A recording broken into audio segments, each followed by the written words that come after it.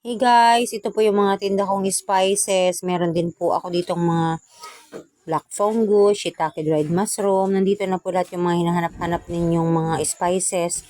Nire-repack-repack ko at nire-retail-retail yan guys. Pinagtitsagaan kong supot-suputin isa-isa nang sa ganun tumubo ako. Yan ako bumabawi.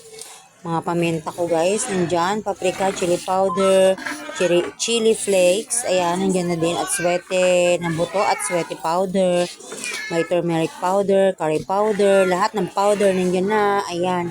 So, kaya mga kapwa ko tindera, lalo na sa mga gulayan store guys, samahan nyo na rin ng spices ang inyong mga paninda. Nang sa ganun guys, may pagbawian kayo ng inyong mga nabubulok sa inyong mga gulay. Kasi ang mga spices na yan guys ay hindi naman nabubulok. Malaki ang kita basta magtiyaga-tiyaga lang tayo guys. May mga food color na din po